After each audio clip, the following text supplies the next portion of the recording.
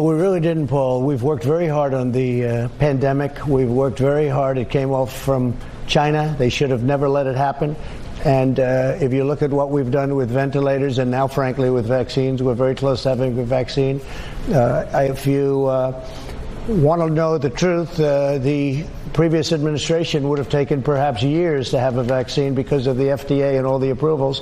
And we're within weeks of getting it. You know, could be 3 weeks, 4 weeks, but we think we have it. Johnson & Johnson, Pfizer, we have great companies, and they're very, very close. It's been it's a terrible thing. But if you look at, as an example, are you from New York?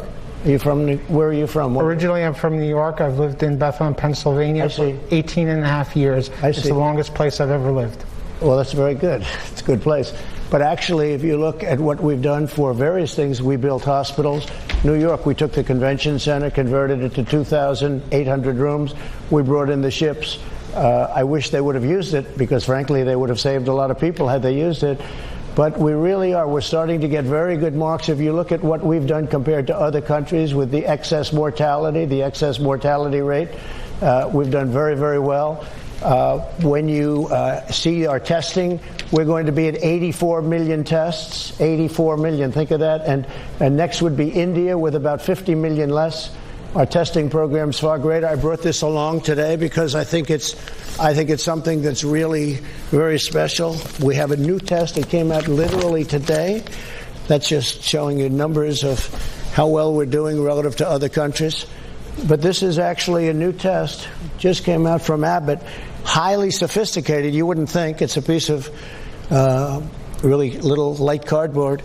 And this came out, and this is a very accurate test, and people will be able to have this, and they'll be able to test or ideally go through a doctor, but it's very simple and very accurate.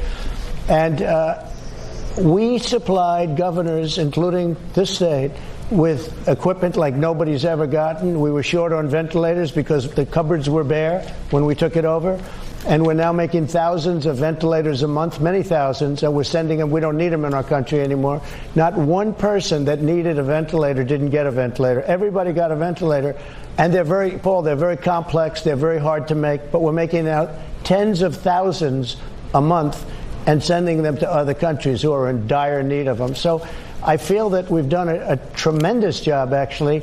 And it's something that I don't think it's been recognized like it should.